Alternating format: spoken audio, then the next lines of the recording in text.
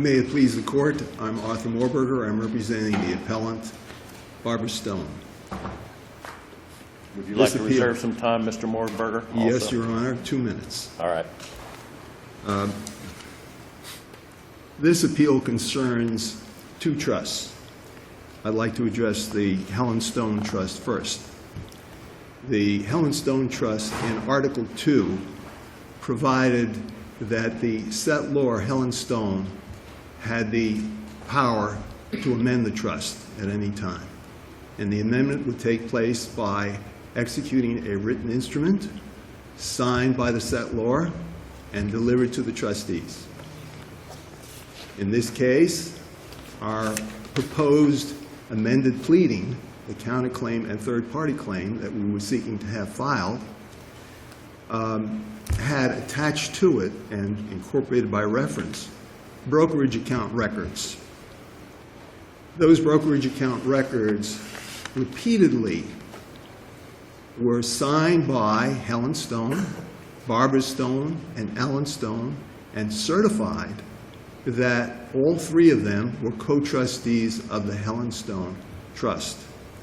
I point the Court specifically, for example, to pages 1224. Did those brokerage documents intend to amend the trust? They did, obviously, because... Well, that's not so obvious. Why is it so obvious? It's not entirely obvious. It's not at all obvious to me. Because, for example, one of those documents which I'm pointing out is 1224 to 1226, signed by all three, and it's a trustee certification of investment powers, and there it says there are no trustees of the trust other than the undersigned, and it lists those three. These are standard documents created by the brokerage company when you open an account. Yes, that's true. And they went on to say... Do they express an intent to amend the trust to add those trustees? I was about to read a provision there. Okay, go ahead. And it says, we agree to inform you in writing of any amendment to the trust, any change in the composition of the trustees, or any other event which could materially alter the certification made above. We hereby certify that the undersigned are all trustees of the trust, and then they list all three. But the document doesn't say we intend this document to amend the trust to add these other two trustees, does it? It does not say that, nor does Article 2 say that that must be the case. Did not Jeff Kearns advise Wachovia on behalf of Helen Smith on October 13th of 2008 that Barbara is not a co-trustee of the trust? That was that in fact is one of the things that apparently happened. But that was in 2008, and I'm reading from documents that went from 2003 to 2008, and as a matter of fact, there were papers... Didn't Helen, through her lawyer, say that Barbara was not intended to be a co-trustee of the trust? That was the case in 2008, December of 2008, I believe, and that may well be that she was no longer... if there's any entitlement, you're saying you'd be entitlement for records prior to 2008? Assuming that that is true, because that's an evidentiary matter, and we were at the pleading stage, Your Honors. So our pleadings didn't specify. Well, on the Helen Trust, as opposed to what I call the Credit Shelter Trust. Yes, Your Honor. On the Helen Trust, that was a revocable trust. That was a revocable trust. And Barbara and Scott, I think the other person is, neither one of them have any rights to anything as long as Helen is alive, and assuming that she is the sole trustee of the trust, correct? Well, except for the fact that they were residuary beneficiaries, yes. So the question on the Helen Trust, the Helen R. Stone Trust, the only question is what is the one you raised? That's the issue before us, right, for reversal? Is with regard to Article 2, as to whether or not Article 2 is complied. What about the Credit Shelter Trust? You have an appeal related to that too, do you not? Yes, Your Honors. with regard to that, I could skip over to that, but then come back again. With regard to that, the claim made with regard to the Credit Shelter Trust was in Article 4. And Article 4, we were claiming that as a beneficiary, Barbara Stone was entitled to an accounting from from that trust. Did she ever ask Helen for an accounting? The complaint alleges that she could not contact her mother because her ability to deal with her mother was blocked by the brother, Alan Stone. But that would not have prevented the process server from going out there and serving her. Oh, absolutely not, and that's And exactly what it we may wanted to... have, and there were no allegations, and you were offered the opportunity to add Helen Stone as a trustee and also to make allegations against Helen Stone, and you did not make allegations against Helen Stone, correct? We joined Helen Stone, we joined Did her you make in the body of the allegations? complaint. Yes, you put her in the title, the style of the case. Did you Not make, just in the style. did you make allegations seeking an accounting from her as trustee in the complaint that was denied? In count 4, we sought an accounting of the trust, and she was joined as a party in the body of the pleading, not just in the style, and there was a footnote saying that she is being joined not to secure monetary damages against her, but in order for her to appear as the settlor of the Helen Stone Trust, as the trustee of the Helen Stone Trust, and as trustee of the Credit Shelter Trust. So that was specifically in the complaint. And I cited to the court, one of the cases I cited to the court is the Baynard case. And in Baynard, it said that where you have an interested party, it's sufficient to join the interested party. He need not be joined specifically as a plaintiff or a defendant, as long as he joined in the action and he has an opportunity to be heard, and that's what we did here. My understanding is that Barbara did not want to join Helen. Am I incorrect about that? Well, it was with great reluctance that it was done, absolutely. But you're saying that that the document actually does it in paragraph 4, the proposed amended complaint that was denied? I believe it's page 1164 of the transcript. There's a footnote that says exactly what I said, and I believe it. Was there an allegation, quite apart from footnote, was there an allegation in the complaint that was denied seeking an accounting from Helen Stone as trustee? It did not say that. It said that we're seeking an accounting of the Credit Shelter Trust, of the William Sloan Trust. From It didn't say from. Didn't say from. And it said, and additionally, in that count, it named Alan Stone, which was improper because Alan Stone was not a trustee. So it was a accounting of the trust, and it sought attorney's fees against Alan Stone. But the fact that it sought attorney's fees against Alan Stone didn't detract from the fact that it was seeking an accounting of the trust. And as far as I know, the wherefore clause need not be any more specific than that. And I allege case law to the effect that where you have a complaint that alleges the elements of a claim, that general damages are automatically included, or general relief is automatically included as a permissible item of recovery in the complaint, without even having to allege that.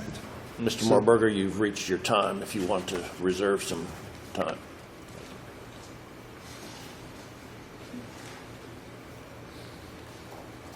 May it please the Court, Beverly Pohl from Broad and Cassell representing Alan Stone. The appellees would like to divide their time 8 minutes. For Alan Stone, I'd like to cede 2 minutes to Wachovia. I didn't hear what you said, Ms. Pohl. We'd like to divide our time Yes. to afford 2 minutes to counsel for Wachovia. Okay, thanks. Mr. Moorberger has candidly acknowledged in this court that the proposed amended counterclaims explicitly sought no relief from Helen Stone. And as the trustee of record, the only I'm trustee not that's so named... sure. I think what I'm hearing is that somewhere in the proposed amendment that was denied, that there were allegations seeking a counting from Helen Stone. He referred to count 4, and with regard to Alan Stone, only counts 1 and 3 are at issue. So what he said about count 4 may be true, but for my purposes, we're talking about counts 1 and 3, and those 2 counts only sought relief against Alan, not against Helen. So count 4 would be the subject for Wachovia. Yes, there's been a concession during the briefing that despite the pleading, which in count 4 seeks relief against Alan, that in fact they're only seeking relief against Helen. You know, this case has so many problems, not the least of which was brought to the court's attention just a few days ago when in our response to appellant's motion to substitute, we attached an amended trust. Are we outside the record now, counsel? Well, to some extent, but when you're talking about mootness... We either are... We're outside the record that was before the trial court, but when you talk... You're now suggesting that this may be moot? I am suggesting that this may be moot, because to the extent... It may be, that would be fine, but should you not file whatever it is that occurred that might make it moot? I'm sorry, Your Honor. Should you not file, maybe you can alert us to it, but should you not file whatever it is that might make it moot? We did. We did, Your Honor. We filed a copy of the August 1st, 2010 amended trust on January 3rd as an attachment to our consolidated response in opposition to a motion to substitute party, and alternatively, we made a suggestion of mootness and a motion to dismiss the appeal. All right, assuming that it's not moot, then what else do you have to say? That there is no authority in the state of Florida for a challenge to a revocable trust during the lifetime of the settlor. Both the statutes of this state and the Florida Supreme Court have said as much. 736-0207, which I think is very, very significant in this case, says that any action to contest the validity of all or part of a revocable trust may not be commenced until the trust becomes irrevocable. And at the time that these claims were pled, this trust was revocable. Helen Stone was alive and competent. We must have said that 10 times in our answer brief. The significance of the change in circumstances is there are 2. In August, the trust was amended, and it specifically says in a couple of places that Barbara Stone is not to be deemed a trustee and not to be deemed a fiduciary. And in addition, then, in November, Helen Stone was declared to be incompetent. And by the terms of the amended trust, it becomes irrevocable during the period of that incompetency. So these change in circumstances do affect the vitality of these claims, which I said have no vitality even before, but especially now, where the wishes of the settlor are completely unambiguously on record as of August of 2012 that Barbara is not to be a fiduciary or a trustee. And what she wants is kind of a fallback position, because I think she understands that at least after 2008 she's not a trustee. She's kind of arguing that despite the plain language of the proposed pleading, maybe she should have a right to a declaratory judgment that she was a trustee for some period of time between 2003 and 2008.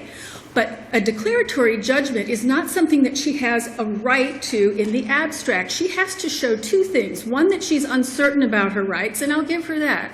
But 2, that there is a bona fide, actual, real, live, present controversy that requires that declaratory judgment, and we don't have that here. She says in her pleading that she needs the declaratory judgment so she can exercise her fiduciary duties. And our standard of review on a dismissal of a declaratory judgment action is?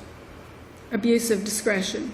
And it's not quite a dismissal here. This was a proposed pleading, and the standard of review for the denial of leave to amend is abuse of discretion. the standard of review for the denial of an accounting abuse of discretion, and the standard of review for the denial of a declaratory judgment is an abuse of discretion.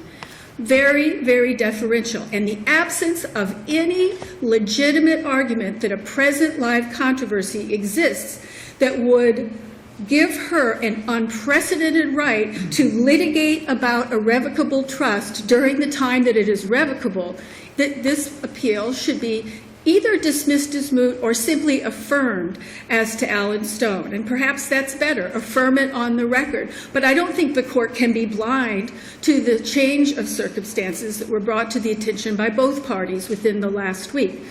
And these are things we didn't know about, and so now they're there for the court's consideration. Maybe there needs to be some additional proceedings to flesh some of this out in the lower court. But this court cannot legitimately reverse and allow for the first time ever a party to litigate about what the meaning of a revocable trust is during the lifetime of the settlor. So for that reason, I'm not sure of how we're doing on our... You are there. Okay. The court should either affirm as to Alan Stone on counts 1 and 3 or dismiss as moot. All right. Thank you.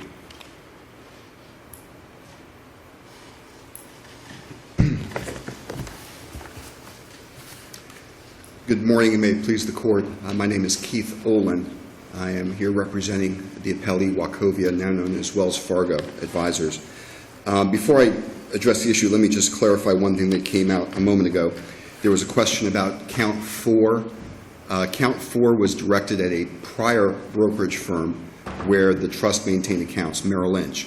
Merrill Lynch was never actually served in the case because the third amended complaint was disallowed, which is, of course, the issue that we're here on. But count 4 does not relate to either Alan Stone or to Wachovia Securities.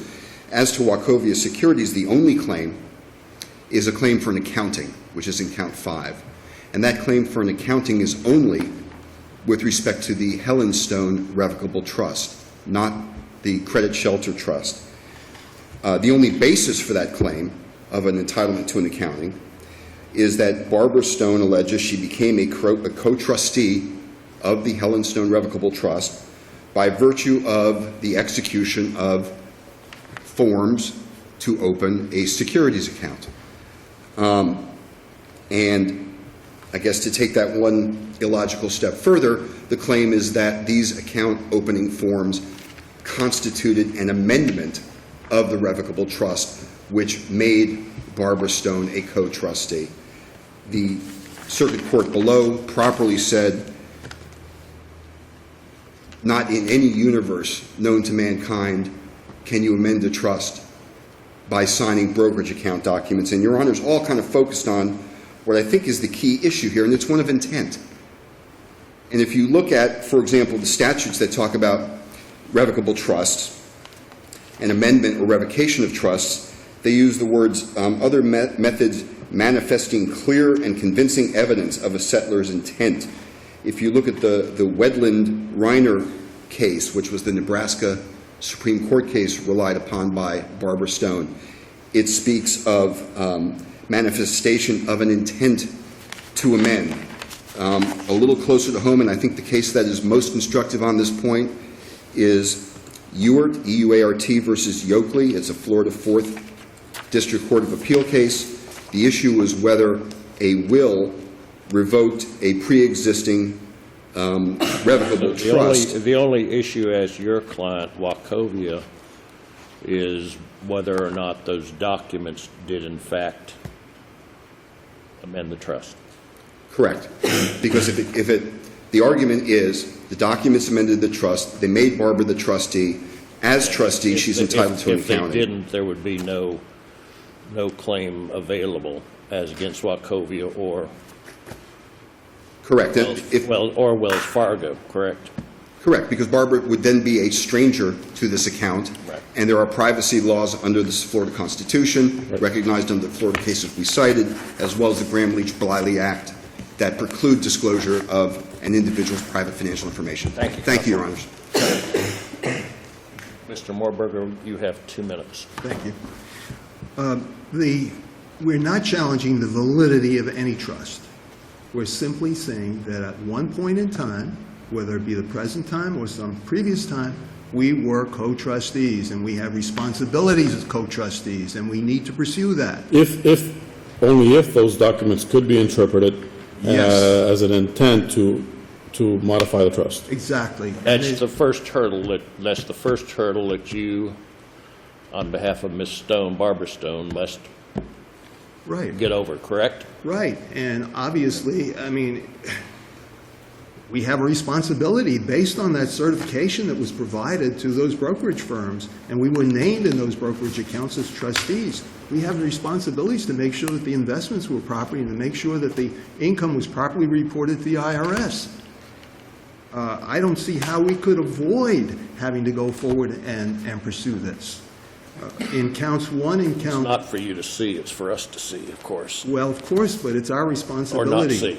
It's our responsibility to pursue that. Yes. Okay.